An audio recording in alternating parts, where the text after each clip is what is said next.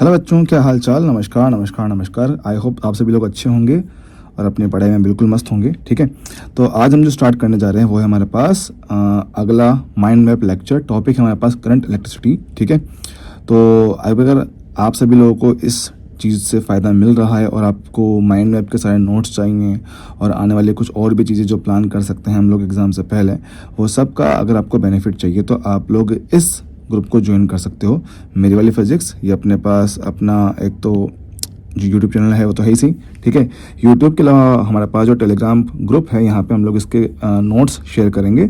ठीक है, तो आप लोग इस लिंक को यूज़ कर सकते हो। सर कौन सा लिंक? देखो, आप लोग एक तो ये लिंक यूज़ कर पाओगे या फिर डायरेक्टली स्कैन करके इसको भी आप लोग ग्रुप को ज्वाइन कर सकते हो। ठीक है, तो मैं आपका ज़्यादा टाइम ख़राब नहीं करूँगा, तो चलिए शुरू करते हैं दोस्तों फटाफट से। करंट इलेक्ट्रिसिटी आज का टॉपिक। ठीक है, हालांकि ये चीज़ मैं एक बार पहले करवा चुका हूँ, लेकिन हाँ कुछ तकनीकी खराबी की वजह से मुझे वो लेक्चर हटाना पड़ गया था। ठीक है, तो आज इसको एक बार फिर से देख लेते हैं। करंट इलेक्ट्रिसिटी, विद्युत धारा। चैप्टर बहुत आसान है। ठीक है, और मोस्टली आपका फॉर्मूला बेस ही आपका चैप्टर होता है। ठीक है, तो भी शुरुआत करते हैं सबसे पहले मेरे पास किसके बारे में, विद्युत धारा। क्या बोलते हैं सर? विद्युत धारा का सीधा सिंपल मतलब क्या है? आवेश प्रवाह की दर, कि किसी भी दिए गए क्षेत्रफल से कितना आपका आवेश गुजर जा रहा है इकाई समय में, उसको हम लोग क्या बोलते हैं? आवेश प्रवाह की दर को बोलते हैं धारा। ये मेरे पास एक स्केलर क्वांटिटी होता है, मतलब कि अदिश राशि होता है। इसकी यूनिट हम लोग क्या पढ़ते हैं? एम्पियर पढ़ते हैं। ठीक, अब जब कभी हम लोग बात करते हैं दर की या समय की, तो मेरे पास जब दर की बात करते हैं हम दो तरह से वैल्यू निकाल सकते हैं। एक होता है उसका औसत मान, एक होता है तात्क्षणिक मान। ठीक है, अगर हमसे बोलता है कि औसत मान बताइए, तो औसत मान में हम लोग क्या करते हैं कि कुल कितना आवेश प्रवाहित हुआ बटे में कुल कितना समय है, इससे आप लोग औसत धारा निकाल सकते हैं। ठीक, अगर हमसे पूछता है कि तात्क्षणिक धारा मेरे पास कितना होगा, तो तात्क्षणिक धारा में मेरे पास क्या होता है कि I बराबर से कितना dq बटा dt मेरे पास होता है। इसका मतलब क्या है कि आपको यहाँ पे करना रहेगा अवकलन। तो बेसिकली मेरे पास क्या है कि अगर मुझे q का समीकरण दे रखा हो और I निकालना हो, तो हम करते हैं उसका डिफरेंशिएशन, बोलो तो अवकलन। किस फॉर्मूला से? I बराबर dq बटा dt के साथ। ठीक, और अगर मुझे I दिया हुआ हो, Q निकालना हो, हम करते हैं उसका इंटीग्रेशन, बोलो तो समाकलन। तो यहाँ से मुझे क्या लगा, यहाँ से आपको मिल जाएगा प्रवाहित आवेश की मात्रा। ठीक है, तो डेल्टा Q बराबर इंटीग्रेशन I dt मेरे पास ये बन जाएगा। ठीक है, चलेगा। अच्छा, यहाँ पे एक स्पेशल तरह का सवाल जो मेरे पास बन जाता है सर, वो मेरे पास क्या है? ये वाला। आपसे पूछ सकता है कि मेरे पास कितने इलेक्ट्रॉन का प्रवाह हुआ है या फिर कितने इलेक्ट्रॉन प्रवाहित कर दे हैं, तो मेरे पास धारा कितना है। मतलब कि कुल मिला के इलेक्ट्रॉन के प्रवाह से वो सवाल पूछ सकता है कि या तो आपको वो नंबर ऑफ इलेक्ट्रॉन देगा और आपसे धारा निकलवाएगा, या फिर धारा देकर ये पूछेगा कि कितने इलेक्ट्रॉन वहां से गुजर रहे हैं, ऐसा आपसे पूछ सकता है। ठीक है, तो ये क्वेश्चन मेरे पास बन जाता है। अच्छा, इस फॉर्मूला के बेस पर ग्राफ से भी हमारे पास क्वेश्चन बन जाता है। ग्राफ में अगर बात करते हैं, तो अगर बात करें इस फॉर्मूला की, तो I बराबर dq बाई dt। आप सभी लोग जानते हो कि अवकलन का मतलब होता है ग्राफ में स्लोप। तो मेरे पास क्या है? QT ग्राफ का जो स्लोप होता है वो आपको धारा का मान निकाल कर देता है। याद रखेंगे, ये जो धारा आपको मिलता है वो होता है आपका तात्क्षणिक धारा मेरे पास होता है। तो QT ग्राफ का जो स्लोप होता है वो आपको I निकाल कर देगा।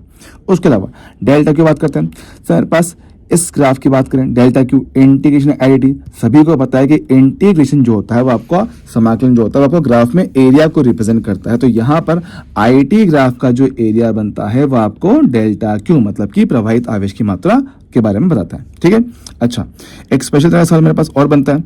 स्पेशल टाइप के सवाल में क्या कहते हैं कि मान लीजिए कि मेरे पास कोई आवेश Q है जो कि किसी रफ्तार v के साथ त्रिज्या r के पथ में घूम रहा है। तो यहाँ से मेरे पास जो I का फॉर्मूला बनता है कितना? Q बटा T मेरे पास बनेगा। जी हाँ, तो T मेरे पास क्या होता है? या T को हम लोग कहेंगे भाई आवर्तकाल। तो मैं बताऊंगा यहाँ पे T को हम लोग क्या कहेंगे? आवर्तकाल। आवर्तकाल इसको कहेंगे कि भैया एक पूर्ण चक्र करने में कितना समय लगता है, वो मेरे पास क्या होगा? इसका आवर्तकाल होगा। और आवर्तकाल का उल्टा ही मेरे पास क्या बनता है? आवर्ती, बोलो तो फ्रीक्वेंसी। जो आपकी आवर्ती होती है वो मेरे पास आवर्तकाल का बिल्कुल ही उल्टा मेरे पास होता है। ठीक है, और बाकी जो बातें मेरे पास है, जैसे हमने ये फॉर्मूला लिखा हुआ है सर जी, ये कहाँ से है समझते हैं। हम जानते हैं कि जब कभी कोई आपका कण गति पथ पे गति करता है, तो अगर उसकी चाल नियत है तो हम लोग फॉर्मूला लगा सकते हैं कि चाल बराबर दूरी। अब एक पूरे चक्कर में आप लोग समझ पाते हैं कि एक पूरे चक्कर में हम ये लंबाई चल से क्या होता है, ये मेरे पास पूरे के पूरे सर्कल का परिधि होता है। तो एक पूरे चक्कर में चली गई दूरी कितना होता है दोस्त? 2 पाई आपका त्रिज्या r बनता है, बटे में t बनता है। तो t का मान यहाँ से हमारे पास कितना 2 पाई r बटा v होता है। और इस t का जो मान है हम लोग यहाँ इस फॉर्मूला में डाल के ये फॉर्मूला प्राप्त कर पाएंगे। अच्छा सर, उसके अलावा v बटा r जो होता है उसको हम लोग बोलते हैं ओमेगा, बोले तो कोणीय वेग। तो v बटा r बनेगा ओमेगा, बन गया मेरे पास ओमेगा का फॉर्मूला। आई होप ये बात सभी को एकदम क्लियर होगा। मैं यहाँ पे कहता हूँ कि यहाँ पे ओमेगा का जो मतलब होता है वो है आपके पास कोणीय वेग। कोणीय वेग इसको कहेंगे। आई होप सभी ने सर्कुलर मोशन पढ़ा होगा। तो सर्कुलर मोशन में हम सभी लोग देख चुके हैं कि हमारे पास क्या होता है, आपका जो कोणीय वेग होता है ओमेगा होता है वो आपको अलग अलग यूनिट में दिख जाता है। रेडियन पर सेकंड है तब तो उसको एज इट इज यहाँ पे डाल दीजिएगा, लेकिन अगर आपको ओमेगा दे रखा है आरपीएम या आरपीएस में, तो इस कंडीशन में आरपीएम का मतलब होता है रोटेशन प्रति मिनट या बोले चक्कर प्रति मिनट। इस चक्कर प्रति मिनट को रेडियन पर सेकंड में चेंज करने के लिए 2 पाई बटा 60 से गुणा करते हैं। और अगर आपको ओमेगा दे रखा है आरपीएस बोले तो रोटेशन प्रति सेकंड, चक्कर प्रति सेकंड आपको दिया हुआ है, तो 2 पाई से गुणा करके आप इसको रेडियन पर सेकंड में चेंज कर पाएंगे। ठीक है। अच्छा, अगला पार्ट मेरे पास है यहाँ पे क्या है, धारा घनत्व। धारा घनत्व मेरे पास क्या बोलता है, ये सिंपल एक बात समझाता है कि आपको दिए गए क्षेत्रफल से कितना धारा गुजर रहा है, दिए गए क्षेत्रफल से कितना धारा मेरे पास गुजर पा रहा है। तो यहाँ पे इसको हम दिखाते हैं किससे, जे से। जे का फॉर्मूला होता है आई बटे ए। सर एरिया कौन सा, एरिया हमेशा वो लेना होता है जो धारा के लंबवत होता है। मैं चाहता हूँ यहाँ पे ले देता हूँ कि यहाँ पे जो एरिया होता है ये हमेशा धारा आई के लंबवत, धारा आई की लंबवत जो एरिया होता है वो एरिया यहाँ लेना होता है। ऐसा क्यों, क्योंकि आपका जो एरिया है जिससे धारा गुजर रहा है वो लंबवत होगा तभी उससे धारा गुजरा हुआ माना जाएगा। जरा सोचिए कि अगर मेरे पास ये सरफेस एरिया है तभी जाके इससे आपका आवेश जा पाएगा, लेकिन सरफेस को आप लोग ऐसा मान लोगे तो इससे कोई आवेश आर पार नहीं जा पाएगा। तो एरिया हमेशा वही काम का होगा जो कि धारा के लंबवत होगा। तो अगर आपको मान लो वो ऐसा एरिया दे देता है तो आपको बस इस एरिया का करना है घटक ए कॉस थीटा। मेरे पास क्या है, तो J बराबर आई अपॉन ए कॉस थीटा। ठीक है, ए कॉस थीटा जाएगा वहां पर, तो आई बनेगा जे ए कॉस थीटा। और आप लोग सभी जानते हैं कि हमारे पास दो वेक्टर का जो बनता है dot product A dot B, उसका फॉर्मूला होता है ए बी कॉस थीटा। तो इसकी शक्ल बिल्कुल वैसा ही, तो ये बन जाएगा कितना, जे डॉट ए। ठीक है, जे डॉट ए मेरे पास बन जाएगा। अब जैसे कि आप लोग इस फॉर्मूला में देख पा रहे हो, तो जे मेरे पास क्या एक सदिश राशि है, तो आपका जो होता है धारा घनत्व एक सदिश राशि होता है। इसका यूनिट क्या बनेगा, फॉर्मूला के हिसाब से धारा आई एम्पियर बटे में एरिया मीटर स्क्वायर, तो एम्पियर प्रति मीटर स्क्वायर ये बनेगा इसका यूनिट। तो एम्पियर पर मीटर स्क्वायर इसका बन गया यूनिट, और इसी के आधार पर इसका विमा सूत्र हम लोग निकाल पाएंगे। ठीक है, चलेगा। हाँ सर, अगली बात समझते हैं कि जब कभी किसी चालक की बात की जाती है, जब कभी किसी चालक की बात करते हैं तो हम लोग एक बात ज़्यादा क्लियरली समझते हैं कि अगर मेरे पास कोई चालक है, चालक मतलब जिसके पास क्या मुक्त इलेक्ट्रॉन होता है। सर जी हाँ, अब ऐसा कोई चालक है, मुक्त इलेक्ट्रॉन है जो कि इसके अंदर चल फिर सकते हैं। अब ऐसा एक नहीं, बहुत सारे इलेक्ट्रॉन होते हैं। हो सकता है कि मेरे पास एक यहाँ पर हो, एक यहाँ पर हो, एक यहाँ पर हो। अब ये क्या करते हैं, जब तक आप इन पे बाहर से कोई भी विद्युत क्षेत्र नहीं लगाते हैं तो ऐसी अवस्था में क्या होता है, ये सारे इलेक्ट्रॉन बिल्कुल रैंडम मोशन करते हैं, कोई आगे, कोई पीछे, कोई ऊपर, कोई नीचे। तो ऐसे रैंडम सा मोशन मेरे पास होता है। इस रैंडम मोशन होने की वजह से इन सब का जब हम लोग औसत लेते हैं तो मेरे पास कितना आता है, 0, क्योंकि मेरे पास क्या है, आपके जो मुक्त इलेक्ट्रॉन है वो हर संभव चाल के साथ हर संभव दिशा में गति करता है। ठीक से चलेगा। अच्छा, अब बात करें पास क्या है, अपवहन वेग। हम कहते हैं कि अगर इस सिस्टम में हम लोग किसी एक दिशा में इलेक्ट्रिक फील्ड लगा दें, किसी एक दिशा में क्या इलेक्ट्रिक फील्ड लगा दिया जाए, तो ऐसी अवस्था में क्या होता है, इन मुक्त इलेक्ट्रॉन से क्या आता है, बल आता है। ये बात हम लोग लास्ट चैप्टर में पढ़ चुके हैं कि जब कभी किसी आवेश को विद्युत क्षेत्र में रखते हैं उन पे बल आता है, Q इंटू E के बराबर। सही हाँ, तो मेरे पास क्या है, जैसे ही आप इस सिस्टम में रुकिएगा, जैसे मेरे पास क्या डायग्राम है, ठीक है, तो जैसे ही मैंने इस सिस्टम पे बाहर से इलेक्ट्रिक फील्ड लगा दिया, इसके अंदर अब जो इलेक्ट्रॉन थे वो एक किसी एक दिशा में गति करना प्रारंभ करते हैं। अब जब किसी एक दिशा में ऐसे लगातार गति करेंगे तो उनका कुछ ना कुछ औसत वेग निकल के मेरे पास आएगा, जिसको हम लोग क्या बोलते हैं, अपवहन वेग कहते हैं। क्या कहते हैं इसको, अपवहन वेग कहते हैं। कब, इलेक्ट्रिक फील्ड के बल की वजह से जो बहता चला गया वो मेरे पास अपवहन वेग है। मेरे पास क्या होता है, ये सारे के सारे इलेक्ट्रॉन का ही औसत मान होता है। बस फर्क क्या होता है, पहले कण गति करते हैं अपने ऊष्मीय चाल की वजह से, अब जो गति कर रहे हैं वो इलेक्ट्रिक फील्ड की वजह से गति करते हैं। ठीक है, और इनका जो औसत मान मेरे पास आता है कितना, ई कैपिटल ई बटा एम इंटू टाउ ये मेरे पास होता है। ठीक है, तो इसमें ई क्या है, इलेक्ट्रॉन का आवेश, कैपिटल ई विद्युत क्षेत्र, एम क्या है, इलेक्ट्रॉन का द्रव्यमान, और टाउ मेरे पास आपका होता है विश्रांति काल। सब विश्रांति काल क्या चीज होता है, विश्रांति काल मेरे पास दोस्त ये होता है दो टक्करों के मध्य में लिया गया औसत समय। क्या बोलते हैं, टक्करों के मध्य औसत समय, औसत समय उसको बोलते हैं विश्रांति काल। और सर माध्य मुक्त पथ, सर ये बात हमने सर कहाँ पढ़ी थी, सर केटीजी में पढ़ा था। हाँ सर, केटीजी में हमने बताया था कि भैया दो लगातार टक्करों के मध्य में चली गई जो औसत दूरी होता है हम उसको बोलते हैं माध्य मुक्त पथ। सर जी हाँ, तो आपका वीडी जो बनता है कितना, लैम्बडा एम बटा टाउ उसको लिखा जा सकता है। अच्छा, अब हमारे पास क्या, वीडी का फॉर्मूला तो आ गया, अपवहन वेग का फॉर्मूला तो आ गया। अब इसी के लिए हम कर सकते हैं कि धारा का अपवहन वेग के साथ संबंध क्या होता है, वो है मेरे पास ये वाला फॉर्मूला, एन ई ए वीडी। तो इसमें स्मॉल एन क्या होता है, स्मॉल एन आपका दिखाता है कि इकाई आयतन में कितने मेरे पास क्या है, मुक्त इलेक्ट्रॉन है। तो स्मॉल एन क्या बन गया, आपके कुल मुक्त इलेक्ट्रॉन की संख्या एन बटे में कुल आयतन, तो प्रति इकाई आयतन मुक्त इलेक्ट्रॉन की संख्या को हम लोग क्या बोलते हैं, स्मॉल एन कहते हैं। तो इसमें ई क्या होगा, इलेक्ट्रॉन का आवेश होगा, ए होगा मेरे पास तार का एरिया, और वीडी मेरे पास क्या है, वही आपका अपवहन वेग है ना, वीडी मेरे पास क्या है, वही आपका अपवहन वेग। ओके चलेगा। अब इसी फॉर्मूला को थोड़ा सा चेंज करने पर हमारे पास क्या मिलता है, आपको J बराबर सिग्मा इंटू ई मिलता है। J क्या, वही आपका धारा घनत्व, सिग्मा, सिग्मा को हम लोग यहाँ पे बोलते हैं चालकता, सिग्मा को हम लोग बोलते हैं चालकता। से फॉर्मूला कैसे मिलेगा, वीडी का मान उठा के यहाँ डालने का है, वीडियो फॉर्मूला उठा के यहाँ पे डालोगे तो आपको ये फॉर्मूला मिलेगा। इसमें सिग्मा क्या, चालकता, जो आपको ऐसा कुछ मिलने वाला है। चालकता का जो उल्टा होता है वो होता है प्रतिरोधकता। अब देखो इनके नाम से ही क्लियर होना चाहिए, चालकता मतलब पदार्थ का वह गुण जिसकी वजह से उसके अंदर आवेश का प्रवाह हो सकता है, और जिस पदार्थ की चालकता जितना अच्छा होता है उसके अंदर आवेश का प्रवाह उतना ही आसानी से हमारे पास हो पाता है। प्रतिरोधकता नाम से क्लियर है कि पदार्थ का वह गुण जो कि धारा के प्रवाह को या आवेश के प्रवाह का विरोध करता है, प्रतिरोध करता है। हाँ सर, तो उसको बोलते हैं प्रतिरोधकता, जो कि मेरे पास चालकता का ठीक उल्टा मेरे पास होता है। ठीक है।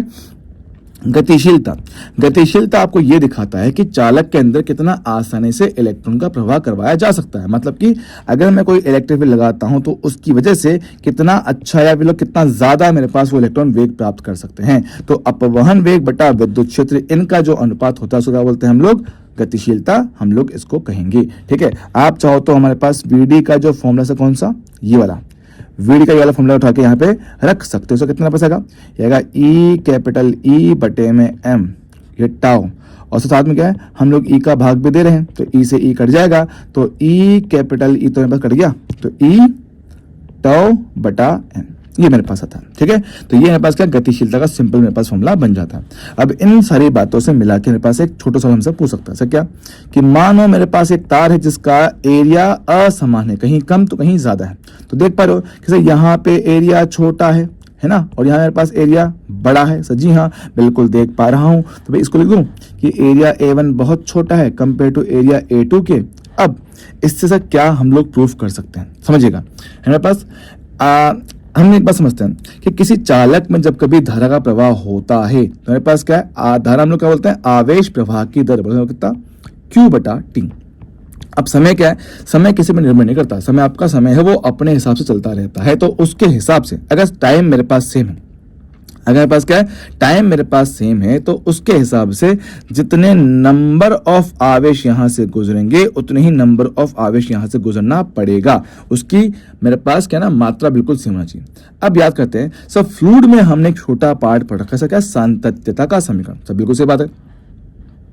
तो उसके हिसाब से A1 V1 बराबर A2 V2 होता था। हाँ सर बिल्कुल ऐसा होता था, क्योंकि करंट मेरे पास सेम है, करंट मेरे पास दोनों एंड पर सेम है, क्योंकि आवेश प्रवाह के दर दोनों पे सेम चलने वाला है।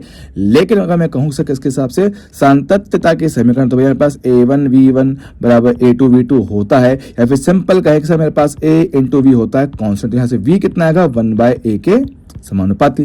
तो जहां पे एरिया कम वहां पे वेग ज्यादा, और जहां पे एरिया ज्यादा वहां पे वेग कम। सर जी हाँ, तो ऐसे आप लोग इनका वेग निकाल पाओगे। सर जी हाँ, तो आप लोग क्लियरली देख पाओगे सर एरिया A1 छोटा है और एरिया A2 बड़ा है, तो यहाँ पे आपको जो भी वेग मिला सर कितना V1, V1 बड़ा होगा V2 से।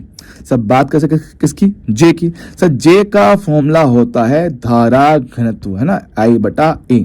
अब I तो दोनों तरफ सेम है, यस, तो I हो गया सेम, J समानुपाती है किसके, 1/एरिया के। तो जहां पे एरिया कम वहां पे J ज्यादा मिलेगा, तो एरिया कम J ज्यादा, एरिया ज्यादा J कम। सर जी हाँ, तो ऐसे मेरे पास ये चीज काम करता है। अच्छा सर, अगला काम का फॉर्मूला मेरे पास क्या है सर, प्रतिरोध के बारे में समझते हैं। प्रतिरोध सिंपल एक बात समझते हैं सर, प्रतिरोध हमारे पास किसी भी दिए गए तार का, है ना, किसी दिए गए तार का जिसमें से धारा का प्रवाह हो रहा है, ये उसका एक गुण होता है जो कि धारा के प्रवाह का विरोध करता है, धारा के प्रवाह का विरोध करता है। ठीक है सर, प्रतिरोधकता में और प्रतिरोध में सब फर्क क्या है? फर्क यह है कि प्रतिरोधकता पदार्थ की गुण होता है ना, मटेरियल की प्रॉपर्टी होता है कि भाई वो मटेरियल एक बार फिक्स हो जाए उसके बाद वो फिक्स हो जाता है। लेकिन जो प्रतिरोध होता है वो अलग अलग तरह के तार के लिए अलग अलग मेरे पास हो सकता है। मतलब कि अगर समान पदार्थ के भी दो अलग अलग तार है तो उनका प्रतिरोध मेरे पास अलग है। ऐसा क्यों? क्योंकि प्रतिरोध मेरे पास क्या है, पदार्थ के गुण के साथ साथ उसकी आकार आकृति पर निर्भर करता है। मतलब कि लंबाई कितना है, एरिया कितना है, इन सारे फैक्टर पर डिपेंड करता है। सर फॉर्मूला क्या होता है? फॉर्मूला होता है आर का ρL/A मेरे पास होता है। सर रो को हम लोग बोलते हैं प्रतिरोधकता, L होता है चालक की लंबाई और A होता है मेरे पास उसका एरिया। तो अगर मैं इन सारी बातों को एक सिंपल से डायग्राम के थ्रू दिखाना चाहूंगा कि मेरे पास ये तार है, ये तार है, ठीक है, रुको ठीक से बना डायग्राम, रुकिएगा, ठीक है, समझिएगा। तो ये है इसका एरिया और ये है इसकी लंबाई, और रो क्या है, पदार्थ की प्रकृति है, तो पदार्थ का मेरे पास गुण होता है जो कि या तो क्वेश्चन में दिया होता है या आपको निकालना होता है। ठीक है, तो R बराबर ρL/A होगा सर, जहां रो मेरे पास क्या है, इसकी प्रतिरोधकता, L है इसकी लंबाई और A है वो एरिया जहां से आपका आवेश प्रवेश मारेगा। ठीक है, ठीक सर। अब अगर हम कहें कि मान लो कि किसी दिए गए पदार्थ का आयतन मेरे पास नियत है, तो हम लोग जानते हैं कि भाई आयतन का फॉर्मूला होता है एरिया इंटू लंबाई। सर जी हाँ, हम लोग जानते हैं। तो आयतन का फॉर्मूला होता है एरिया इंटू लंबाई। तो आप चाहे तो यहाँ से एरिया को हटाकर V/L लिख सकते हैं, जिसको जब इस फॉर्मूला में डालोगे तो आपको ये फॉर्मूला मिल जाएगा, ρL²/V। मतलब कि सर यहाँ से सवाल कैसा बन सकता है, सुनिएगा, लैंग्वेज कुछ ऐसी बना सकता है सर। कैसी? आपसे क्वेश्चन में कह सकता है कि हमने किसी तार को लिया, उसका प्रतिरोध से कितना मेरे पास R है। अब हमने उस तार को पिघलाकर उसकी कुछ नई लंबाई कर दी या कुछ नया एरिया निकाल दिया। तो पर ये बात ध्यान रखिएगा, तो जब कभी किसी भी तार को पिघलाकर वापस बनाते हैं सर, उसका आयतन मेरे पास सेम रहता है, उसका आयतन मेरे पास सेम रहेगा। तो अगर मैंने मान लो कि लंबाई में परिवर्तन कर रहा हूं, तो आप अपने फॉर्मूला में प्रतिरोधकता रखेंगे क्योंकि पदार्थ मेरे पास सेम है, आयतन मेरे पास नियत रहेगा। सजी हाँ, तो R समानुपाती है L² और इसी के हिसाब से आपका प्रतिरोध आपको मिल पाएगा। हो सकता है कि आपको क्वेश्चन में वो एरिया के बारे में जानकारी दे, तो कुछ मत करिए, इसी फॉर्मूला से आप लोग L का मान से कितना V/A उठा के इसमें डाल देंगे तो आपको R का फॉर्मूला ये मिल जाएगा। तो अब इसमें मेरे पास क्या है, आपका R समानुपाती होगा 1/A के स्क्वायर का। सर A क्या होता है, एरिया। सब लोग जानते हैं तार का जो क्षेत्रफल होता है कितना, πr² होता है। जब ये बात यहाँ पे रखी जाएगी तो A का स्क्वायर बनेगा R⁴ के साथ। तो ये बात थोड़ी याद रखिएगा प्लीज, ठीक है। अच्छा सर, एक सवाल हमारे पास ये भी बनता है सर, कौन सा, कि तार को खींचकर उसकी लंबाई को n गुना कर डालो। तार को खींचकर उसकी लंबाई को n गुना कर डालो। तो जब कभी तार को खींच के लंबाई को n गुना करते हो, उसका प्रतिरोध हमेशा n² गुना होता है। फॉर एग्जाम्पल कि मान लो अगर n का मान 2 आता है तो यहाँ पे 2 का स्क्वायर 4 बनेगा। ठीक है, अगर n का मान मेरे पास कितना 3 आता है तो 3 का स्क्वायर सर यहाँ पे कितना 9 बनेगा। अगर n का मान मान लो मेरे पास कितना 5 आता है तो 5 का स्क्वायर कितना मेरे पास 25 बन जाएगा। क्लियर है क्या? हाँ सर, बहुत बढ़िया। आई होप हमें इसमें कोई समस्या नहीं होगा। अच्छा सर, अब उसके अलावा मेरे पास क्या है, जो तार की प्रतिरोधकता है और उसका जो प्रतिरोध होता है, ये पदार्थ की प्रकृति के साथ साथ तापमान पर भी निर्भर करते हैं। मतलब कि तापमान पर इनकी निर्भरता हमेशा रहती है। ठीक है, तो उसके लिए जो मेरे पास फॉर्मूला होता है सर, फॉर्मूला मेरे पास ये होगा, R बराबर R0 1 + अल्फा डेल्टा टी, रो बराबर ρ0 1 + अल्फा डेल्टा टी। सर जी हाँ, सर यहाँ पे जो R0 और ये ρ0 होते हैं, ये 0 डिग्री सेल्सियस पर प्रतिरोध और प्रतिरोधकता का मान होता है। 0 डिग्री सेल्सियस पर प्रतिरोध और प्रतिरोधकता का मेरे पास मान होता है। ठीक है, प्रतिरोधकता का। सर अल्फा क्या होता है, अल्फा को हम लोग बोलते हैं प्रतिरोध का ताप गुणांक। अल्फा क्या होता है, प्रतिरोध का ताप गुणांक उसको कहा जाता है। अब सर यहाँ पे थ्योरेटिकल क्वेश्चन बड़े सारे बनते हैं इस छोटू से पॉइंट से।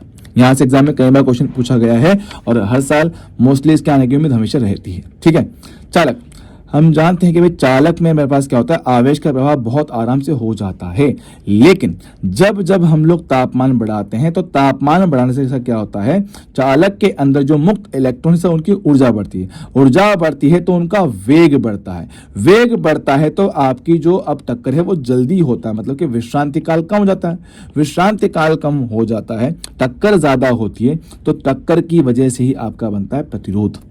तो जैसे जैसे तापमान बढ़ाएंगे प्रतिरोध मेरे पास बढ़ेगा, तो इनके लिए अल्फा मेरे पास हमेशा धनात्मक आता है।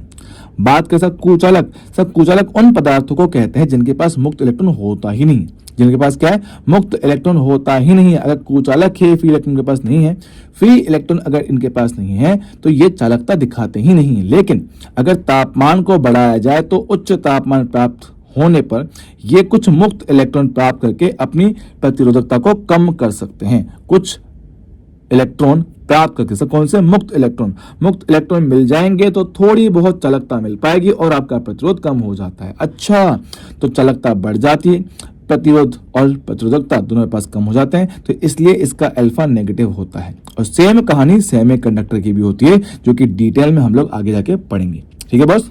हाँ जी सर। बात करते हैं ओम का नियम। अब ओम का नियम इस चैप्टर का काफी इंपॉर्टेंट पार्ट है, जो फॉर्मूला ऑलमोस्ट सभी बच्चों को सर याद भी है। सर कितना, V बराबर I इंटू आर। पर यहाँ पे जब बच्चे अक्सर कंफ्यूज होते हैं सर इस V में, सर यहाँ पे V क्या होता है, V सिंपल सा मेरे पास क्या है कि दिए गए उपकरण या प्रतिरोध के सिरों पर, हमारा प्रतिरोध है तो उसके सिरों पर विभवांतर है, मतलब V का मान है V1 माइनस V2। और एक बात याद रखेंगे भैया, यहाँ पे हम जब बात करते हैं धारा हमेशा हाई V से लो V की तरफ जाती है, हाई V से लो V की तरफ मेरे पास हमेशा फ्लो करेंगी। आई होप ये बात सभी को एकदम क्लियर रहा होगा। हाँ सर बिल्कुल चलेगा, दौड़ेगा। अच्छा, बात करते हैं, यहाँ हम लोग बात करें किसकी, सीरीज कॉम्बिनेशन की। ठीक है सर, किसे, प्रतिरोध का। भाई सीधी बात है याद रखने की कि अगर मेरे पास प्रतिरोध सीरीज कॉम्बिनेशन में होता है तो तुल्य प्रतिरोध, भाई इनको सिंपल जोड़ के निकाल देते हैं, और अगर समांतर में होता तो इनको उल्टा करके जोड़ के निकाला जा सकता है। ठीक है भाई, चलेगा। अगर सारे के सारे प्रतिरोध मेरे पास सेम होते हैं, R1 बराबर R2 बराबर RC है, तो इसके हिसाब से जो मेरे पास कुल प्रतिरोध से आता है कितना, RE बराबर N इंटू R के समान होता है। तो RE बराबर NR मेरे पास बन जाएगा। कैसे, R plus R 2R plus R 3R plus R 4R फिर 5 6 7 8, तो इसका करता NR मेरे पास आएगा। यहाँ पे अगर सारे प्रतिरोध का मान समान होता है तो उनका तुल्य मान कितना होता है, RE बटा N। अगर 2 है तो R बटा 2, 3 है तो R बटा 3, 4 है तो R बटा 4। तो ये मेरे पास ऐसे बनते चले जाते हैं। खास पॉइंट जो याद रखना मेरे पास क्या है कि श्रेणी क्रम में क्या होता है, मेरे पास सारे के सारे प्रतिरोध में समान धारा प्रवाहित होता है, लेकिन जो वोल्टेज होता है वो प्रतिरोध के अनुपात में बट जाता है। तो V1 बटा V2 R1 बटा R2 मेरे पास होता है। वही बात अगर की जाए किसके लिए, पैरेलल के लिए, तो पैरेलल में प्रत्येक प्रतिरोध के ऊपर जो आपका होता है विभवांतर वो सेम आता है, मतलब इन पे V सेम चलता है, लेकिन धारा इन पे बढ़ जाती है। और जो धारा बढ़ता है वो हमेशा प्रतिरोध के उल्टे अनुपात में ही बटेगा। तो I1 बटा I2 R2 बटा R1 मेरे पास बनेगा, R2 बटा R1 मेरे पास बनेगा। अब ये कुछ सिंपल से एग्जांपल जो आपके एग्जाम में मोस्टली यूज होता है कि 3 और 6 का पैरेलल से कितना आता है, 2 आता है। 6 और 12 का पैरेलल कितना आता है, 4 आता है। 9 और 18 का पैरेलल से कितना, 6 आता है। 12 और 24 का पैरेलल से कितना है पास, 8 निकल कर आता है। ये कुछ सिंपल से एग्जांपल है, अगर आप लोगों को डायरेक्टली याद रखोगे तो काफी आपका टाइम एग्जाम में बच जाएगा। ठीक सर। इसके अलावा मेरे पास क्या है, व्हीटस्टोन। सर व्हीटस्टोन मेरे पास क्या है, प्रतिरोधों का एक विशेष तरह का संयोजन होता है, जो कि आप डायग्राम में देख पा सकते, ये वाला। हाँ सर, एक विशेष प्रकार का संयोजन है जिसमें आपके 4 प्रतिरोध को एक वर्ग के भुजाओं के रूप में होते हैं, एक वर्ग के भुजाओं के रूप में होता है, और एक आपका होता है उसके विकर्ण के रूप में, एक आपका होता है विकर्ण के रूप में। सजी हाँ, जब इनको ऐसे कनेक्ट कर देते हैं तो इसको बोलते हैं व्हीटस्टोन सेतु। ठीक है। अब हमारे सिलेबस में क्या है, इसका सिर्फ एक ही पार्ट होता है, बैलेंस व्हीटस्टोन। उसमें क्या होता है, लेफ्ट के दोनों का अनुपात राइट के दोनों के बराबर होता है। तो जब ये चीज हो जाती है हम इसको बोलते हैं बैलेंस व्हीटस्टोन कंडीशन। या फिर इसको ऐसे भी कह सकते हो कि सर ऊपर के दोनों का अनुपात, सर जी हाँ, ऊपर के दोनों का अनुपात दिख रहा है, नीचे के दोनों के समान होना चाहिए, हाँ सर, तो भी आप इसको बैलेंस व्हीटस्टोन ही इसको कहोगे। सर इसमें ऐसा क्या होता है भाई, जब भी आपका व्हीटस्टोन बैलेंस हो जाता है तो ऐसी अवस्था में इस बिंदु का और इस बिंदु का विभव हो जाता है सेम। तो पॉइंट सी और डी का विभव हो चुका है सेम। और जब कभी दो बिंदुओं के बीच में विभव सेम होता है, बीच वाले भाग में कभी करंट फ्लो नहीं करता, तो भाई इसका होना नहीं होना समान होता है, तो आप इसको हटा सकते हो। तो सी और डी के मध्य जो होता है विभवांतर वो हो जाता है शून्य, हाँ सर। तो इसकी वजह से इस बीच वाले भाग में धारा मेरे पास कितना आता है, 0 निकल कर आता है। ठीक बॉस, चलेगा, हाँ जी सर। अब सर व्हीटस्टोन के क्या है, आपके एग्जाम में बहुत अलग अलग तरह के फॉर्मेट आपको देखने को मिल जाते हैं। जैसे कि भैया एक तो ये रहा, हाँ सर, जो कि साफ साफ दिख जाता है, ये भी नहीं दिख पाता, तो इसकी शक्ल थोड़ा ध्यान रखिएगा कि लगातार 3 प्रतिरोध हैं और एक के बीच में फिर 2 हैं, समझ लो कि लगातार 3 प्रतिरोध हैं, फिर एक के बाद दूसरे के एंड में, फिर दूसरे के पहले और तीसरे के एंड में ऐसे जुड़ा होता है। ठीक है, सेम तरह से पास ये भी आपका व्हीटस्टोन ही होता है, जिसमें हम लोग जनरली इस वाले को हटा देते हैं अगर बैलेंस मेरे पास होता है तो। ठीक है दोस्तों, चल जाएगा, हाँ सर। बात करते हैं पावर। पावर मेरे पास क्या होता है, आपके इस चैप्टर का काफी इंपॉर्टेंट सेक्शन है, जहां से ऑलमोस्ट हर साल क्वेश्चन बनता ही है। ठीक है, तो प्लीज जरा इसको ध्यान से देखें। देखो पावर का फॉर्मूला हम लोग जो यहाँ पढ़ते थे वो कितना होता है, V इंटू आई होता है। V इंटू आई में से V क्या है, सर V है मेरे पास विभवांतर, I है मेरे पास धारा, जिस भी उपकरण की बात कर रहे हैं। अब फिलहाल हम लोग इस चैप्टर में से बात करते हैं किसकी, प्रतिरोध की बात करते हैं। तो प्रतिरोध में हम लोग जानते हैं कि ओम का नियम कहता है V बराबर I इंटू आर। जब ये चीजें इसके अंदर डालते हो तो पावर का फॉर्मूला V इंटू आई के अलावा V स्क्वायर बटा आर और I स्क्वायर आर मेरे पास बन जाता है। सर इनमें से कौन सा फॉर्मूला यूज करना होता है, सर ये आपको क्वेश्चन में दिए गए डेटा के हिसाब से चूज करना होता है कि अगर आपको V और I पता है तो ये लगा देंगे, V और R पता है तो ये लगा देंगे, I और R पता है तो ये लगा देंगे, हाँ सर। तो इनके हिसाब से आपका फॉर्मूला लग जाता है। पावर हमारे पास एक अदिश राशि होता है जिसका जो यूनिट होता है वो कितना, वो वॉट या जूल प्रति सेकंड होता है। अच्छा सर, हीट लॉस हम जानते हैं कि प्रतिरोध एक ऐसी गुण है या फिर एक ऐसी राशि है जो कि धारा के प्रवाह का विरोध करती है। विरोध करना मतलब नेगेटिव काम करना, और नेगेटिव काम करने की वजह से क्या होता है, ये हमेशा ऊर्जा की करवाते हैं हानि। तो ऊर्जा हम लोग जानते हैं पावर क्या होता है, सर पावर होता है ऊर्जा बटा समय। तो यहाँ से ऊर्जा का फॉर्मूला से बनता है P इंटू टी, सर जी हाँ। तो उसके हिसाब से पावर का फॉर्मूला पास, पावर का हीट का formula P into T. Sir P मेरे पास यहाँ से रख सकते हो क्या, तो ये सारे फॉर्मूले मेरे पास बन जाएंगे। V into I into T बराबर V स्क्वायर बटा R into T, I square R into T. ठीक है दोस्त, चल जाएगा, हाँ सर।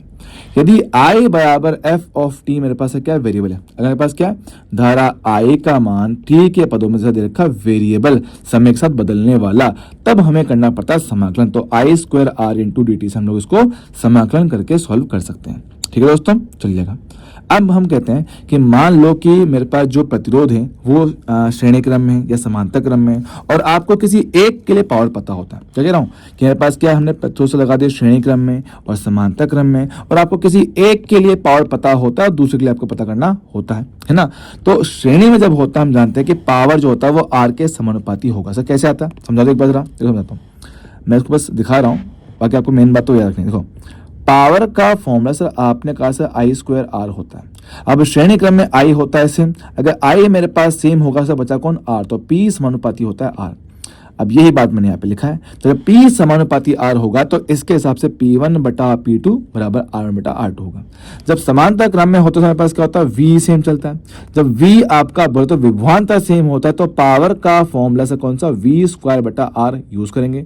इसके हिसाब से P समानुपाती से किसके, 1 बटा R के है। तो इस फॉर्मूला के हिसाब से आपका जो P1 बटा P2 है वो आपका कितना, R2 बटा R1 निकल कर आ जाएगा। ठीक है बॉस, तो मेरे पास क्या है, पावर कब, जब समांतर क्रम में। पर याद रखना ये आपके सिर्फ तब लगने जब आपको एक के लिए पता हो और दूसरे के लिए निकालना हो। चाहो तो ये बात आप लोग इसमें नोट कर लेना अपने साथ में। ठीक है, एक के लिए पावर आपको पता होगा और दूसरे के लिए आपको निकालना होगा, या फिर पावर P1 और P2 का आपसे अनुपात पूछा होगा, ये कहानी हो सकती है, ये तब यूज करना। ठीक है बॉस, चल जाएगा, हाँ सर। अब मान लो आपसे परिपथ की कुल पावर लॉस पूछ ले कि पूरे परिपथ में कितना पावर लॉस है, तो पूरे परिपथ के लिए टोटल वोल्टेज जो बैटरी ने दिया कितना, EMF E, बैटरी ने कितना धारा दिया वो आई, हाँ सर। तो और वही फॉर्मूला मेरे पास यहाँ बनेंगे सर, कौन सा, V into I, V square by R, I square R. हाँ, पर ध्यान रखेंगे यहाँ पे हम जो भी बात कर रहे हो पूरे के पूरे परिपथ की बात कर रहे हैं, टोटल EMF, टोटल धारा, टोटल आपका रेजिस्टेंस। जी हाँ, तो इसका हम लोग यूज कर सकते हैं। अच्छा सर, उसके अलावा मान लो अगर आपको सर्किट में किसी एक प्रतिरोध की पावर के बारे में चर्चा किया जाए कि एक बैटरी है, उसका आंतरिक प्रतिरोध है, इसको हमने बाहर किसी प्रतिरोध से जोड़ा, तो ऐसी कंडीशन में क्या होता है, पावर लॉस मेरे पास होता है वो कितना, इस फॉर्मूला से निकलता है। सर कैसे निकला ये जरा बताओगे एक बार। देखो, हम जानते हैं कि जो मेरे पास धारा होता है वो टोटल EMF बटे टोटल प्रतिरोध होगा। हम देख पाएंगे कि ये प्रतिरोध और ये प्रतिरोध भाई किसमें, सीरीज में, तो टोटल करंट आपको मिल जाएगा। और होने वाला पावर लॉस कितना पास होगा, आई स्क्वायर आर मेरे पास होगा। तो आई का मान यहाँ पे रखना और आपको ये जो फॉर्मूला है वो आपको दिख जाएगा। सर जी हाँ, ये रखा। अब ये मेरे पास क्या, पावर लॉस का एक जनरल फॉर्मूला है, लेकिन अगर मैं यहाँ पे कैपिटल आर की वैल्यू को लगातार बदलूं, कैपिटल आर की वैल्यू को लगातार बदला जाए तो किस कंडीशन में आपको पावर लॉस सबसे ज्यादा मिल सकता है। तो पावर पी का फॉर्म ग्राफ अगर आर के साथ बनाया जाता है, आर के अलग अलग वैल्यूज के लिए, तब हमें यह मिलता है कि जब हमारे पास कैपिटल आर बने तो बाह्य प्रतिरोध आंतरिक के बराबर होता है। जब आपका बाहर का प्रतिरोध आंतरिक के बराबर होता है तब आपका पावर लॉस सबसे ज्यादा होता है। और कितना होता है, E square by 4R। Sir कोई सा भी हो, चाहे छोटा हो चाहे कैपिटल, क्योंकि मेरे पास क्या है, दोनों का वैल्यू सेम है। और हाँ सर, ये बात थोड़ा आपको याद रखना पड़ेगा। बच्चों जरा एक मिनट थोड़ा पानी पी ले जाए, ठीक है।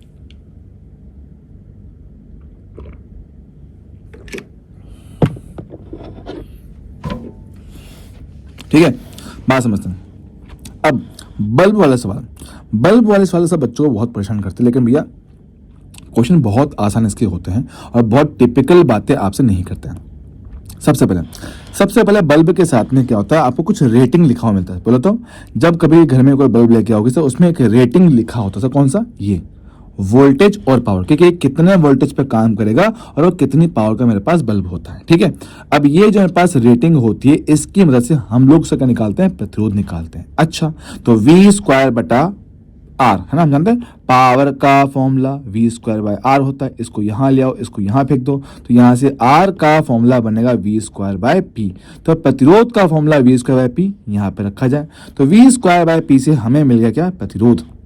चलेगा, अब प्रतिरोध आपको मिल गया, हमें इसका प्रतिरोध पता है, हमने जो सप्लाई दिया हमें वो पता है। तो अगेन पावर का फॉर्मूला कितना, V स्क्वायर बटा आर। तो V का मान होगा VS का सप्लाई और प्रतिरोध R की वैल्यू आप लोग निकाल चुके हो। जब यहाँ पे रखोगे ये वाली वैल्यू तो आपको ये एक फॉर्मूला मिल जाता है।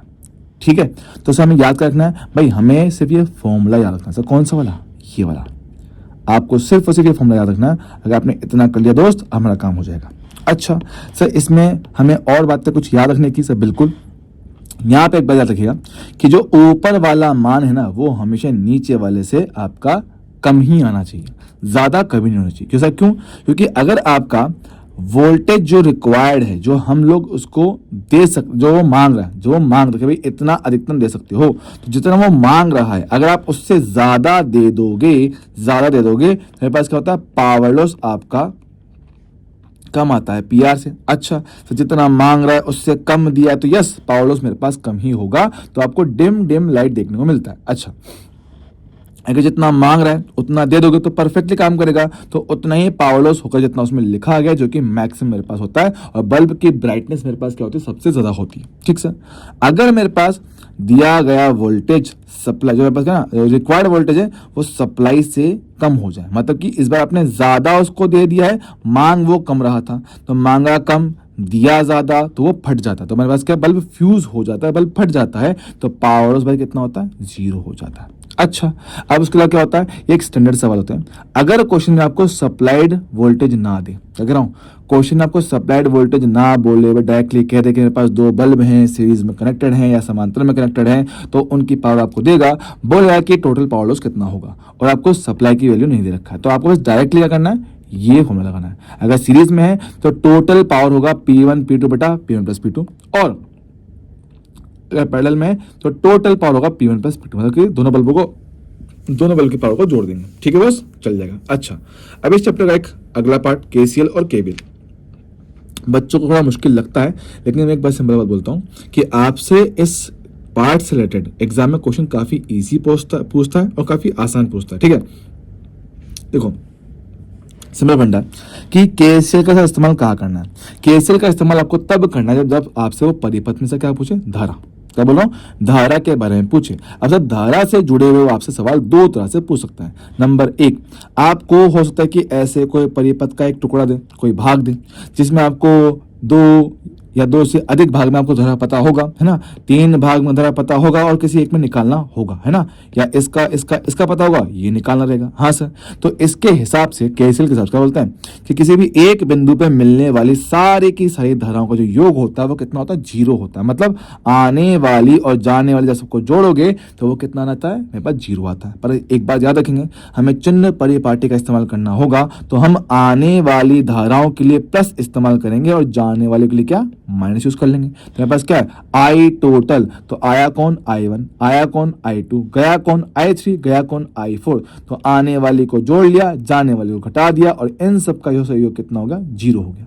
या फिर आप चाहें तो इसको उठा के वहां ले जाएं तो ये आई आने वाली और आई जाने वाली आपस में बराबर हो जाएंगी। हाँ सर, तो आई इन बराबर आई आउट, ये भी केसीएल का ही बोलने का सेम तरीका है। तो मतलब किसी एक बिंदु पे मिलने वाली सारे की सारी धाराओं का जो योग होता है वो कितना, 0 मेरे पास होता है। अच्छा सर, इसके अलावा और क्या क्वेश्चन बन सकता है सर, एक मेरे पास ये बन सकता है कि मान लो कि परिपथ का कोई हिस्सा है, परिपथ का कोई हिस्सा है, उस हिस्से में हो सकता है हमारे पास ऐसे 2 तार लगे हो, 3 तार हो, 4, 5, 6, कितने मेरे पास तार हो सकते हैं।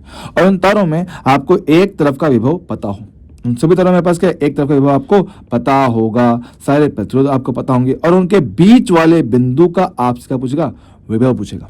उनके बीच वाले बिंदु का आपसे क्या पूछेगा, विभव पूछेगा। हाँ सर, तो वो हम निकालते हैं इस फॉर्मूला से, कौन सा, V1/R1, V2/R2, V3/R3। हाँ सर, और डिवाइड में 1/R1, 1/R2, 1/R3। इससे क्या मिलेगा आपको, इन कॉमन पॉइंट का पोटेंशियल आपको मिल जाएगा। अच्छा सर, चाहे अगर 2 हो तो पहले 2 होंगे तो V1/R1, V2/R2 डिवाइड में 1/R1 प्लस 1/R2, तो ऐसे आपको टोटल VC मिल जाएगा। क्लियर है क्या? हाँ सर, आई होप हमें इसमें कोई टेंशन दुखद समस्या वाली बात नहीं होगा। चलो दोस्तों, अच्छा ठीक है, चलो चलो चलो चलो, है ना। और ये केवीएल, सर केवीएल का इस्तेमाल कहाँ होता है? केवीएल एक सिंपल सी बात हमसे कहता है कि आपके दिए गए परिपथ में किसी भी लूप के लिए, दिए गए परिपथ में किसी भी बंद लूप के लिए टोटल विभवांतर दोष कितना होता है, 0 होता है। कुल विभवांतर से कितना होता है, 0 होता है। हाँ सर, और ये जो आपका नियम होता है वो ऊर्जा संरक्षण पे आधारित होता है, और जो आपका केसीएल होता है, केसीएल आपका आधारित होता है आवेश संरक्षण पे। मैं यहाँ पे इसको लिख देता हूं, ये आपका आवेश संरक्षण के नियम पर आधारित, आवेश संरक्षण के नियम पे आपका केसीएल आधारित होता है। ठीक है बॉस, चल जाएगा। और जो केवीएल है वो आपका ऊर्जा संरक्षण के नियम पे आधारित होता है। अब इसके लिए कुछ सिंपल से फंडे हैं, कुछ सिंपल से पास तरीके हैं जिनको आपको याद रखना पड़ेगा। ठीक है, अगर हम धारा के साथ साथ चलते हैं तो प्रतिरोध में हमेशा विभव घटता है। तो देखो, जहां धारा जा रहा है आप उसी दिशा में चल रहे हो, तो पॉइंट ए से चले बी की तरफ, बीच में आए प्रतिरोध, तो हम घटा देंगे सर, विभव को घटा दिया जाएगा ओम के नियम के अनुसार I इंटू आर। तो आई आर हमने घटा दिया, समझा? हाँ सर, अगर मान लो कि भाई धारा यहां जा रहा और आप उससे उल्टी दिशा में चलते हो, तो धारा से उल्टा दिशा में जाओगे तो हमेशा मेरे पास विभव बढ़ जाता है। तो यहां से जाएंगे धारा से उल्टा, तो आई आर जोड़ूंगा, फिर पहुंचूंगा पॉइंट बी पर। जी हाँ, चलेगा, ओके सर। सर यहाँ बात करें, अगर मान लो बैटरी है, तो बैटरी में हमारे पास धारा से फर्क नहीं पड़ेगा। बैटरी में धारा से हमें कोई फर्क नहीं पड़ता है कि धारा आपका कहाँ है, किस दिशा में, कोई दिक्कत नहीं है। लेकिन बात सर किससे, बैटरी से। अगर बैटरी के आप लोग प्लस सिरे से माइनस पे जा रहे हो, तो जहां जा रहे हो वही काम कर देना। देखो, हम गए यहां से माइनस की तरफ, तो माइनस कर दो, कर दिया। हम यहां से गए प्लस की तरफ, तो हमने प्लस कर दिया। इतना याद रखना है, चल जाएगा? हाँ सर, ओके। और बात करें बैटरी, तो ये नियम सीखने के बाद हम एक बात समझते हैं, बैटरी से मेरे पास क्या होता है, आपका सिर्फ और सिर्फ क्या होता है, एक ऊर्जा का स्रोत होता है जो कि आवेश को बहने के लिए आवश्यक ऊर्जा प्रदान करता है। ठीक है, आवेश को चलने के लिए आवश्यक ऊर्जा का प्रदान कर देता है। अच्छा, तो मानो मेरे पास ऐसे एक बैटरी है, एक सर्किट है, तो बैटरी से क्या होता है, एक तो उसका खुद का होता है ईएमएफ, एक होता है उसका आंतरिक प्रतिरोध। से ईएमएफ क्या चीज होता है, ईएमएफ मेरे पास क्या है, बिंदु ए और बी से, है ना, बात होता है, ए से लेकर बी तक इकाई आवेश को लेके जाने का कार्य। सर ये तो विभवांतर लगता है। हाँ बिल्कुल बेटा वही है, विभवांतर हम लोग यही कहते थे कि इकाई आवेश को एक बिंदु से दूसरे बिंदु तक लेके जाने का जो कार्य होता था उसे हम लोग क्या बोलते थे, विभवांतर कहते थे। तो ए से लेकर बी तक जाने का जो कार्य है वो मेरे पास क्या है, विभवांतर होगा। ए से लेकर बी तक जाने का जो कार्य है मेरे पास क्या है, वो विभवांतर होगा। सर ठीक है, बात मैं बिल्कुल समझ पा रहा हूँ सर जी। हाँ अच्छा, अब मैं कहता हूं कि अगर सर्किट में धारा प्रवाह नहीं होगा तो आंतरिक प्रतिरोध पे कोई विभव नहीं जाएगा, सारा का सारा किसका आएगा, इसी का आएगा, और यही बनता है इसका विभवांतर, जिसे हम लोग कहते हैं ईएमएफ। तो ए से लेकर बी तक इकाई आवेश को लेके जाने में जो कार्य होता है जब परिपथ में धारा का प्रवाह नहीं होता है उसको हम लोग बोलते हैं आपका ईएमएफ। लेकिन अगर परिपथ में धारा का प्रवाह होने लग जाए तो हम उसको कहते हैं टर्मिनल वोल्टेज। क्या कहते हैं उसको, टर्मिनल वोल्टता या टर्मिनल वोल्टेज उसको कहा जाएगा। अच्छा, अब अगर मेरे पास क्या है, धारा बैटरी के प्लस से बाहर निकलता है उसको बोलता है डिस्चार्जिंग। मतलब क्या है, बैटरी आपका निरावेशित हो रहा है, उसमें से आवेश खत्म होगा टाइम के साथ। ठीक है, तो बैटरी के प्लस से करंट का बाहर निकलना और माइनस पे अंदर जाना इसको बोलते हैं निरावेशन। और इसमें आपको वही इन नियमों के हिसाब से सॉल्व करने का। जो शुरू करते हैं, अगर मैं पॉइंट ए से चला तो बैटरी में मैं गया हूं माइनस की तरफ, तो माइनस करेंगे तो वी ए माइनस का ई, और धारा से चलते हैं उल्टा तो आई इंटू आर, पहुंच गए पॉइंट बी पे। सही हाँ, ये कुछ ऐसा है मेरे पास आएगा। अब इस पूरे आइटम को उठा के उस तरफ लेके जाएंगे तो वी ए माइनस का वी बी बराबर ई माइनस आई आर बनता है, जो डायरेक्टली याद आपको रखना पड़ेगा। ठीक है बॉस। हाँ सर, तो बैटरी के प्लस सिरे से धारा बाहर निकलता है तो आपका बैटरी के सिरों पे आने वाला विभवांतर E माइनस आई आर बनता है। और जब बैटरी को चार्ज कर रहे हो, मतलब बैटरी को वापस से उसको चार्ज दे रहे हैं, तो उसके प्लस सिरे पे इस बार धारा अंदर जाएगा और इस बार आने वाला विभवांतर terminal voltage E plus I R लिखा जाएगा। ठीक है दोस्तों। हाँ सर, अगला पार्ट मेरे पास क्या है, सेलों का संयोजन। मेरे पास कैसा, ये तब हमें इस्तेमाल करना होता है जब मेरे पास सर्किट में दो या दो से अधिक बैटरी लगा होता है ना, दो या दो से अधिक मेरे पास क्या सेल लगे हुए हैं, तो उस कंडीशन में हम इसका इस्तेमाल करते हैं। अगर आपको दिए गए सारे के सारे सेल भैया ऐसे लाइन बाय लाइन ऐसे दे रखे हैं, तो जब इनको बोलते हैं हम लोग सीरीज कॉम्बिनेशन, और इनके लिए तुल्य विद्युत वाहक बल बनता है E1 प्लस E2 प्लस, सबको ऐसे जोड़ के हम लोग तुल्य विद्युत वाहक बल निकाल सकते हैं। रही बात इसकी प्रतिरोध की, तो तुल्य आपका आंतरिक प्रतिरोध बनेगा R1 plus R2 plus R3, सबको जोड़ के हम लोग टोटल आंतरिक प्रतिरोध निकाल सकते हैं। चल जाएगा। हाँ सर, और सबसे अच्छी बात कि अगर सारी की सारी बैटरीज बिल्कुल एक जैसी हैं तो तुल्य EMF सबको जोड़ने पर जब मिलेगा NE होगा और आंतरिक प्रतिरोध बनेगा N इंटू आर के समान। चल जाएगा दोस्तों, सर बिल्कुल एकदम बढ़िया है। ओके सर, बात जा समझेंगे। यह समझते हैं कि अगर मेरे पास सारी बैटरी हम लगाते हैं पैरेलल में से, मतलब कुछ ऐसा कि एक बैटरी यहाँ है, एक बैटरी यहाँ है, एक बैटरी यहाँ है, फिर एक बैटरी यहाँ है, और सबका ही मेरे पास क्या है, प्रारंभिक और अंतिम सिरा मेरे पास क्या है, सेम है। सही, मेरे पास क्या है, प्रारंभिक और अंतिम सिरा मेरे पास क्या सेम है, इसको बोलते हैं पैरेलल कॉम्बिनेशन। तो इस केस में आपका तुल्य विद्युत वाहक बल इस फॉर्मूला से निकलेगा, E1 bye R1, E2 bye R2, E3 bye R3, सबको ऐसे करके जोड़ेंगे, डिवाइड में 1 bye R1, 1 bye R2, 1 bye R3, इसको करके हम लोग E इक्वल निकाल सकते हैं। और क्योंकि पैरेलल में तो आंतरिक प्रतिरोध पैरेलल फॉर्मूला से ही निकलेगा। पर सर इतना कॉम्प्लेक्स नहीं पूछता है, जनरली वो आपको देता है सेम तरह की बैटरीज के, एक जैसी बैटरी है, सभी का EMF मेरे पास क्या है, सेम है, और सबका आंतरिक प्रतिरोध मेरे पास क्या है, सेम है। जब सारी बैटरीज बिल्कुल एक समान होता है तो उनका तुल्य विद्युत वाहक बल उन्हीं के बराबर आएगा, मतलब E के समान। लेकिन जो प्रतिरोध है वो तो R/N ही बनेगा, जैसे कि आपके प्रतिरोध का पैरेलल कॉम्बिनेशन मेरे पास होता है। कैसे, कहाँ गया, कहाँ गया, देखो ये रहा, कहाँ गया,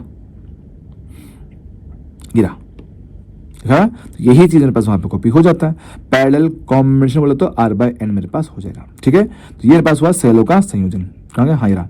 और अब इस चैप्टर में मेरे पास क्या है, कुछ आखिरी पार्ट। ठीक है, मेरे पास क्या, गैल्वेनोमीटर को अमीटर में बदलना। भाई गैल्वेनोमीटर क्या होता है सर, गैल्वेनोमीटर जो होता है वो परिपथ में धारा की ताकत को, धारा के सामर्थ्य का मापन करता है कि धारा मेरे पास कितना पावरफुल है।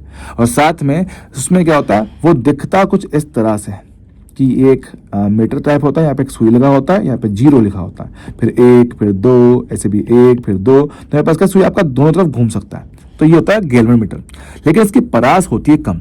तो हम चाहते हैं कि हम इसको एक अधिक परास के गैल्वेनोमीटर या अमीटर में बदलें, या इसको अमीटर में बदलें। और याद रखेंगे कि आदर्श अमीटर का जो होता है प्रतिरोध कितना, 0। आदर्श मतलब आइडियल, आइडियल अमीटर का प्रतिरोध होता है भाई कितना, 0, लेकिन एक्चुअल में थोड़ा बहुत मेरे पास होता है। आपसे ये बदलते कैसे हैं वो देखो। हम किसी एक गैल्वेनोमीटर के समांतर में एक बहुत छोटा सा प्रतिरोध लगाते हैं जिसको हम लोग क्या बोलते हैं, शंट कहते हैं। सर हिंदी में भी इसको शंट ही कहा जाता है। तो आने वाली कुल धारा का कुछ हिस्सा यहाँ, कुछ हिस्सा यहाँ। अब देख पा रहे हो दोनों के दोनों प्रतिरोध भाई किसमें, समांतर में। हम जानते हैं कि समांतर में भाई पोटेंशियल चलता है सेम। सजी हाँ, तुमने मान लिया कि आने वाली आई का IG भाग यहां जाएगा, बचा हुआ भाग मेरे पास यहां जाएगा I माइनस IG। अब क्योंकि समांतर में तो जितना पोटेंशियल ड्रॉप यहां पे उतना यहां पर होगा, तो I इंटू आर और I इंटू आर दोनों के लिए सोल्व करेंगे, बराबर करेंगे तो आई आर किया बराबर, और यहां से आप लोग निकालते हो शंट S। क्वेश्चन आपसे यही पूछता है कि मेरे पास एक गैल्वेनोमीटर है जो कि आपका 1 मिली एम्पियर तक पढ़ सकता है। अब मुझे इसे 1 एम्पियर के अमीटर में चेंज करने के लिए कितना शंट लगाना पड़ेगा, तो वो शंट आपको निकालना पड़ेगा। अब यहाँ पे भैया कुछ बातें ध्यान रखने की। सर कौन सी बात है समझाते हैं। यहाँ पे जो IG मेरे पास होता है, IG मेरे पास क्या है, यह पूर्ण विक्षेप के लिए, पूर्ण विक्षेप के लिए धारा। सर किसका पूर्ण विक्षेप, गैल्वेनोमीटर का पूर्ण विक्षेप के लिए धारा, ये किसमें, गैल्वेनोमीटर में। ठीक सर, चल जाएगा। और आरजी मेरे पास क्या है, आरजी है मेरे पास गैल्वेनोमीटर का प्रतिरोध, है ना।